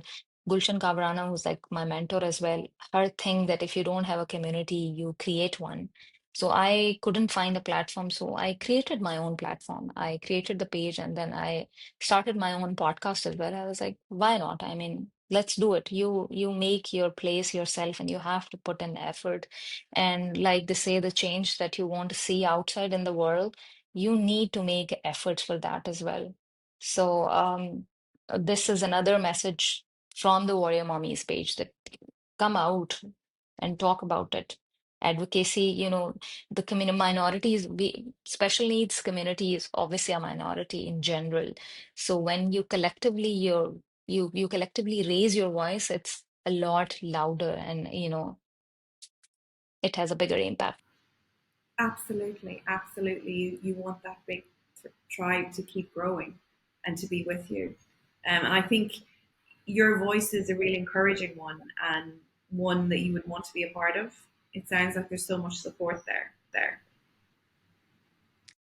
I think, like I said, you need to look around when you get the diagnosis. The first thing that comes to your head is, oh my God, I'm so alone. I'll be so alone. I'll be so alone, because right away to your closer circle, you might not find people who are special needs parents or who have special kids. But when you settle down, when you actually start looking around, you will find people. You will find your tribe. And I have always focused so much on this: connect with your community, connect with your tribe, connect with people who are on the same journey, because the support, the push, the love that you're going to get from them, it's something that your parents will not be even able to give you, because they can't relate. It's not like they don't love you. Like I said, my father was not able to relate with what it is to be like an autism parent, but he was there. So your family is going to be there, but the support, the guidance, it's always lovely to meet parents who are a little ahead in their journey with their special child. They will give you the pathway. They will share with you. um the first parent that I met in the therapy center, I was so, my emotions were all over the place. The first day in the therapy center, I was crying throughout. And there's this mother, she came and she hugged me and she said, it's going to be fine, etc., etc. And I looked at her and she said, Ambreen, one day you're going to be sitting at my place in the coming years and you will be comforting some new parent. And I was like, that's never happening. These were my words. And she was like, after a few years, we'll see you. And I am still in contact with her. And she was so right. It's just that, again, like I said earlier, it is going to be your new normal. So find your tribe, accept it wholeheartedly, and stay in touch with your community. And one quick thing, when you are a part of, there are a lot of WhatsApp groups, there's a lot of Facebook pages, communities. You don't need to do what everyone else is doing with their child. Listen to them, filter the information down. You have internet in your hand, do your own research, and then decide what you want to do for your child. Because if one therapy, one medicine is doing wonders on one autistic child, it's not compulsory that it's going to do the same for your child. So just be very careful, because I see, I'm a part of a lot of very, very huge WhatsApp groups and communities, and most of them are on mute because they are very overwhelming. And I used to talk a lot, but because it frustrates me, because parents, um, this particular medicine that we're talking about now, after Trump's Congress, Trump's, uh, uh, whatever he came up with, people are getting paranoid with it, because, that parent used it and he saw amazing results. So let's do it with our child as well. Please don't do that. Do your own research, because it's very tricky. It's very scary. There's too much information out there. Um, just do your own research and don't just blindly follow what everyone else is doing, but stay connected with your community. That's very, very important. And what about in terms? I know throughout who stood out to me is your father and your husband, and they were your voices of reason and guidance throughout. How has your relationship with your husband been throughout this journey? I know our relationship Um, changes as a parent. oh, That's a very, it's gonna push so many buttons inside me right now because um so me and my husband, we are very two very different people. I, like I said, I believe in talking and sorting it out, and he is a very, very quiet person. And sometimes it helps, but sometimes it also gets on my nerves because sometimes you need communication is very, very important. Expression. I'm a person who believes in expressing. For me, actions speak louder than words. I don't believe in this line that yeah, I love it, but I will not say it, and you can see it. No, you need to say it. It's not going to cost you anything. So we clash on a lot of things here, but how do I put it? So the thing is, each time, each one of us, if we are in a difficult situation, no matter if even if we have fought one day earlier, there was a huge fight, we will fill in that space. We will be there to help each other. So our relationship has been very, I've never sugarcoated it. I've always said it. It's been difficult because it's two very different people living together under one roof, and that too with a challenge of raising two children who are difficult, who are different. um but we have pulled through, and I think that is also that we have learned in this journey, like you have to be there when he or she, I need him, or he needs me. But again, I'd say one thing that I've learned from my matter, whatever goes on daily basis, communication. Because 80% of the men that I see, they say they don't talk because I don't know if it's a manly thing or what. Um, you need to talk as a spouse because um, I feel I was just writing this part in my book as well that the thing with special parents as spouses is that they will take the frustration out on the spouse because somewhere they think that he understand or she understands, she should understand. I mean, we live this together. So there is this invisible buildup of expectations that sometimes, you know, ruins it as well in general, the house environment. But if you communicate your feelings, your concerns, it gets easier. So for me, it's not that easy because, like I said, my husband is very supportive, but he does not believe in too much communication. And I'm a very personal believer that every day like I say this to him that he comes back from office and I'll be like, hi, so how was the day, how was work? Do I know nothing about his work, but there's these three four questions, and he'll be like, yeah, I was fine and all. And then I'll some days I'll look at him and I'll be like, you can also ask me how was my day. He'll look at me like this. I just tell him, I will feel better, I will feel good that you asked me. And again, you see, now I have a neurotypical child in the house, so he looks at me every day asking my husband, how was your day? How was work? Now what happens? He comes back.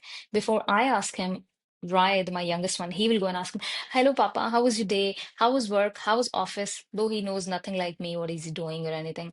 But he sees me doing it every day. So he thinks, like it is something that you need to do. So as parents, you need to be really careful because you're setting examples for your child to follow. So you need to be, it's very, very tricky. Once you become a parent, it's not about you. You take a back seat as a husband and a wife. It's you're setting example for that little child in the house because he's looking up to you. And these early childhood memories and events, they have a very long lasting impact on your development. And that is how you are going to behave around your family when you grow up. So I don't let this thing affect him that he talks less and I talk more. I just try to tell him that it's okay. Like he was telling me the other day, I was making something in the kitchen, and he's, like I said, he's a very sensitive and a smart child. He said to me, why, Mama, in like movies, Papa does not come in the kitchen and help you like good partners? And I looked at him and I was like, wow, that's smart. I was like, because it's okay. Some people do not like cooking, but do you like cooking? And he was like, yeah, I really want to learn it. He's the child who wants to help you with everything because he likes it. It's naturally in him. So I was like, okay, can you help me do this? And he's usually standing in the kitchen door, and he'll be like, do you want me to help you? Do you need anything? And that's really sweet. And I didn't push this in him, or forced it on him. It naturally came because I made this environment. Okay, let's do this. There are days, when my husband will come back from office and he's sitting, and I'll just go and hug him, and I'll say, group hug, and he'll come and he'll hug our legs. And y- it's okay if my husband is not doing it, I'll do it, because it's not about us anymore. It's about him as well, because he's already had a childhood where, it was different. It was not easy mentally for him to absorb two brothers, big brothers, who are, so different. So I don't want to give this gap in his personality as well, that okay, I have two parents who were so entirely different. So you mold yourself when you have a child. I was just talking to my brother last night, and I was just telling him, why don't you have kids? Like, it's been long that we've been married. And then I took a pause and I told him, if you're not mentally ready, don't have kids. Because when you have kids and you can't cope up with parenthood, it's not the child's fault. It's your fault because you brought him into this world. So if you're not mentally ready, don't have kids. And he was like, see, you get it now. I was like, yeah, yeah, you're right. I Well, get it now. my mother, she didn't have us, traditionally as you would have so young. She lived her life and traveled, and she said it's the best thing I did because when I had you, I was ready. I'd done everything else in my life. I was in the space, and it's one lesson I took from her was be ready. And I was, and one of the conditions was not conditions, but what myself and my husband agreed upon was when we had our child, we would go through couples therapy because our relationship dynamic was going to change, and it's our responsibility to role model a healthy relationship. And it is the best thing we ever did. So I do agree. If you can be ready, I mean, life's always, sometimes life gives us something and we don't feel we're ready, but we can embrace that. I'm so proud of you and your husband, because there is so much stigma, especially in the Asian societies, with men, that therapy, oh my goodness, what? Like, it just hits their ego. And I don't know about the rest of the world, but in the Asian culture, I have seen this thing. And there are days when, I want to go to therapy when I'm feeling like, when I got my own diagnosis just recently, I went for therapy. But when you're struggling with your marriage, and marriage does go really dark and down and depressing when you get the diagnosis, because both of you are not prepared. To be honest, nobody's prepared for this. Um, but I've seen with men, 80% of the men in my culture, that therapy, oh no, no, oh my goodness. Like, but the point is, if the wife is going for therapy, and because the house environment has changed, or it's really dark and depressing and you're not talking, the wife goes to therapy. But what happens? She gets help in therapy, etc., etc. Then she comes back to that same dark environment where a person is sitting who is not willing to go get the help that's needed. It's of no use. So it has to be both ways. And there is so much stigma. There is so much stigma around men going to therapy and getting help, because I don't know, this is something that needs to change. And I still see cultures that do not promote men to go and get help through therapy, because oh my goodness, like, it's such a big question mark. I don't know in their manhood or what. But this is another topic, other than mental health. Men going to therapy and taking help, especially when they are fathers and their husbands. It's very, very important. And I think we need a lot of awareness around it. And because it's not going to help them, it's going to help the spouse, it's going to help the children in the house, and it's going to help make the whole environment in the house better, because one spouse getting therapy, it's half the picture. And I think men need to speak up more about it, about the therapy they've undergone and the outcome, because it's much like women. When you hear another person has gone through a journey and where they've got to, it makes you think, oh well, maybe I could do that. Maybe that's okay. Maybe it's not weak for me to do it. In fact, it's a strength, because I think one of the hardest things you can do is pick up that phone, make that first appointment, and actually attend it. that's one of the most hard, and the rest of it is actually easy. And most people will always say, I don't know what I was so frightened of. But I think a lot of men need to talk up, and obviously, I'm very fortunate that my husband has always been emotionally open. He'll admit he had maybe two feelings that he was aware of, and that took a journey to understand the rest of them. But he's definitely a huge advocate that therapy is important, and I see much more men coming out and saying that, and I really wish. Yeah, and it's really, really needed, and especially in the special parents community. I see it too much that the mothers are doing a lot, and in the evening after having a very rough, bad day, when the spouse comes in, um, the work is still going on. She has to cook, she has to put the kids to sleep, and then when she sits down, I feel that it's mandatory for the spouse, for the husband, to ask about her day as well. How was it? What did you do? Instead of just, sitting down and thinking, oh my God, I went to office and it was so tiring and I am so tired. No, because I met a father and he was like, I have my wife has a nanny and I work so hard to provide for her. And I was like, you're not doing anything unusual. I mean, just you go out, and men do not agree, 90% of them. You go out of the environment of your house, you go to office, you work or your business, or you meet people, you talk about different things. Just imagine your wife. She is going in the same circle every day, and she's doing it with full responsibility. I mean, just imagine when husbands travel alone, they just pack their things and take the flyer and go. And if you have to travel alone as a mother, oh my goodness, like for me, if I have to travel alone, which rarely happens, but now I do, um, I make sure their clothes are at place, there is food in the fridge. I'll make the whole plan for the next 3, 4 days when I'm not around with my house help, on lunch they will eat this dinner, snack, blah, blah, blah. There's so much work before that. But then my husband travels and he'll just pack his bag and leave the house because he knows that, I can manage. Yeah, you have, and it's not an unfair demand. All the wives, they need to be seen because it's psychologically, it's very, very important. And I don't believe in this when people say, "Oh my goodness, like just leave him and ignore him. You don't need validation."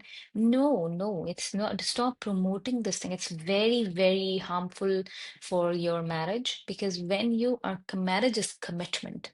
It's two people who commit with each other that we are going to live under one roof, share our sorrows or happiness or our journey. So it's not like you ignore him and she ignores you and you guys are so happy on your own. If you had to do this, why did you commit for this relationship? And then why did you have kids? So once you are that is why before getting married, I think men need to be mentally ready that it's commitment and it's hard work. Marriage is not easy. It's hard work. And No, not it's not. There's no romanticized fairy tale at the end of it. There's Yeah, good and and bad. then when your journey takes a twist and you become a special parent, and you have an additional responsibility, you need to change yourself as well. You can't say, no, I have been like this since I was a child. I was like this. No, sir, now you have to change because you are given an additional responsibility, and it's not going to be easy if you don't cooperate and if you don't, stay together with your wife in this. It's not going to be easy, and it's going to affect everything overall. And again, when wives are not seen or acknowledged or validated, um, and they don't say anything, I personally feel that is where they fall into that dark pit of depression, and they struggle with mental health because your spouse is your closest one who you think is going to understand you the most in this journey. I'm specifically talking about, from the special parents perspective, and that is where women struggle with mental health, and it's a very silent struggle. And again, then I'd say work, do your part, but if you need help, just go grab it before it eats you up. And so true. But that connection, that's what we need as humans. Yeah, That it's all about you're connection, and humans are made that way. I sometimes, like I told you, I love cooking, and I'll make something really special for him and he'll just eat. And I literally keep staring and I'm like, you can say it's really amazing. And he'll be like, I'm eating, that means it's amazing. So I just tell him that if you will say these three words that it tastes amazing, it's not going to cost you anything, but I'll feel so happy.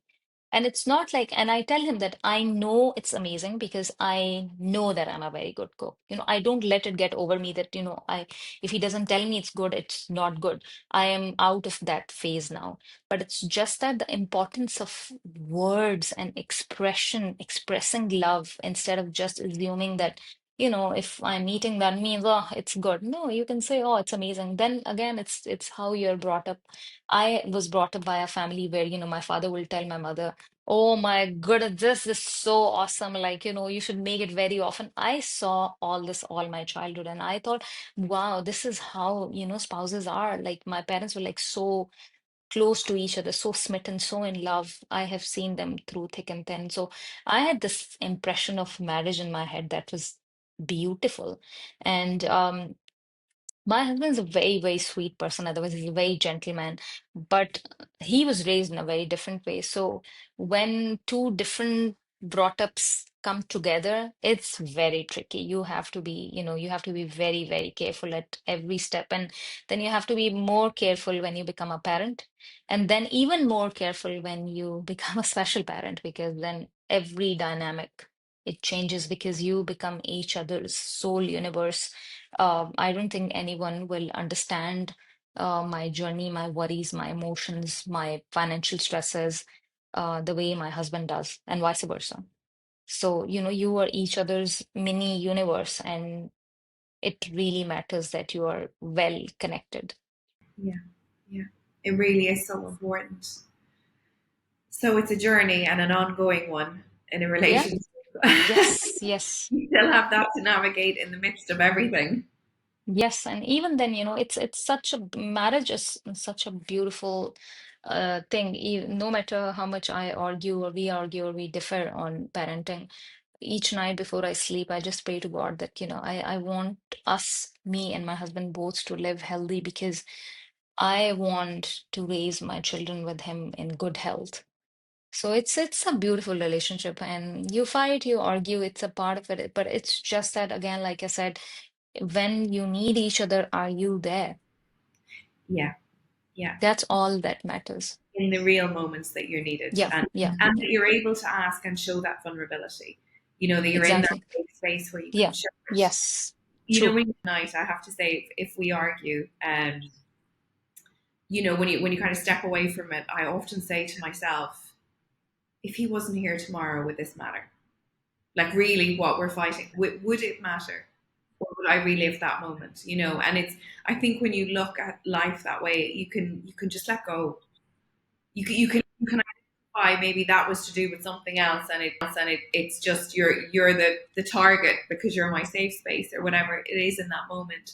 But yeah, when you go to bed and you just think, I just want us to have good health and be together. Yeah, yeah, because of, you matter as a spouse, you matter, he matters, no matter how different he is, no matter how crazy the things get. But eventually, again, like you said it so beautifully. Just imagine when if he's not there tomorrow. Yeah, it's I can't even imagine that. Yeah, and then it kind of helps you get through them times that Exactly, seem big, exactly. but in the grand scheme of things, they're not. Yeah, true. Absolutely true. Wow. Is there anything that you would like to say, I suppose, to the community out there who are living a similar journey, but also to the wider world? If you could have one wish, I suppose it's really two questions, but what would you say to others who might need something right now? And what would you say to the wider community out there of what would you need? What would you need the world to give you and your boys if you could have a wish? To the wider world, I'd say, like I have always been saying, empathy and kindness. That's all. These are the two words that I wish I could just scream it, write it on my forehead, outside my house door. empathy and kindness, because that empathy is going to create that safe space for children like mine to go out with the confidence that they will receive kindness regardless of their neurotype. And like only one line, that is the whole purpose of my life. Spread kindness. Kindness is contagious. It's the rule of the universe. Be kind to anyone and it's gonna come back to you. Be kind. And teach your neurotypical children. Within the special community, we know what autism is, what we want, but we need to go down to the neurotypical world, to the neurotypical kids, and tell them that these conditions, they exist. There is a whole lot of children who are different, and being different is nothing to be ashamed of. It's you need to just let them be. And to my own community, to all the parents with all children with any kind of disability or condition, take them out. I mean, you want the world to understand and accommodate them and understand them. How will they do that? When they will look at our children, when they will sit down with us telling them, this is autism, this is why he's hitting, this is why he's clapping, this is why he's stimming, this is self-regulation. Who will tell them? Us, who are living these things on daily basis. And that is where the change is going to come. Instead of going for, the fancy inclusion campaigns, I think they're also serving another purpose, but the change has to come at the grassroots level, because that is where the bigger audience, the huge chunk of society, it's there, and that is where we want our children to, you know, fit in with them being themselves. And another thing, stop looking for quick fixes because they don't exist and it's gonna harm you more. Your child, I'm specifically talking about autism here. Your child has autism. Once an autistic, always an autistic. Um, Stop worrying about your child will be labeled, and just accept it wholeheartedly that autism has entered your life. It's gonna stay there until you're alive, until your child is there. Um, try to go out with your children with your head high, because it's nothing to be ashamed of. Being a special parent does not make you any less. And again, prioritize your own mental health, work on your marriage, be there for each other as spouses, have a small circle of friends. And when your parents get really sensitive when they're talking about inclusion, and I think when you're talking about inclusion, you have to be really realistic. Each friend of yours in your circle does not have to push their children to be friends with your autistic children. Even if they're nice and kind and empathetic and accommodating towards your special child, it's more than enough. And just come out and talk about it, because you have to look at a bigger picture. And uh, like I just again link whatever has come out from US, from Mr. Trump. Do not let these things pull you down. Just look at the hopeful side, that we have finally started talking about it. And hopefully in the future, current times are better than the past. We've come a very long way, and the future is hopefully going to be better than the present times. But try to not focus too much on the past, because you can't change it, and do not think too much about the future because you can't see it. And things that are unseen are not in your control. So focus on what you can control and you can work on, and that is your present. And enjoy your children. Do not become paranoid with diets and particular this and that. Just don't forget that they are children. They need to enjoy McDonald's. They need to enjoy ice cream and donuts. Do not just, I have seen parents, and it really breaks my heart, because um, they just become too much obsessed with certain things. And don't forget that today they are children, they are 4 and 5, and tomorrow they are going to be 15, 16. So if you can travel with them. And believe me when I say things do get better. If you're struggling with one thing right now, it's going to get better. They get mature with time as well. Maturity also comes in certain areas. I never thought that my children will ever be able to eat themselves, or um, use the toilet properly, or go to a school, though they go to a special school. And to parents who are struggling too much to fix their child in a mainstream school. Don't do that. If your child, some kids are not made for mainstream schools, and that's absolutely fine. You should thank God that there is special education available, there is special schools available. It's a blessing. So do not compare and run after where things that are not meant to be for you or your child. Be practical and um, just live life knowing one thing. Uh, it's not forever, and no one is going to love and take care of your child like you do, especially as a mother. No one is going to get bothered that he wants red sauce and not white sauce in the pasta when you are gone. So these little things, they matter, and do not ignore yourself and do not punish yourself by overdoing everything. Give time to yourself and love yourself first. Loving yourself is so important, yet ignored. Have your own dates with yourself. It's not compulsory that somebody has to be with you. And connect with your community. That's all. Kindness and empathy. So, so important. Thank you. Honestly, you're probably one of the most resilient women I have ever met, and definitely someone to admire. The message is just so important, and I really hope parents listen, especially to that self care and that compassion, because I think so often mothers just neglect themselves, particularly where there are special children and they have them additional needs. So, Thank you so much for having me. It's always a pleasure, and I believe in speaking for my children. They hopefully, again, I look at the positive side. One day they'll be advocating for themselves, but until that time, I am going to be their voice, and it's the least I can do for my children and for all the children like them. So thank you for having me. It was a pleasure. You're very calm, and let's do it more often. We need to yeah, talk about it because it's really important.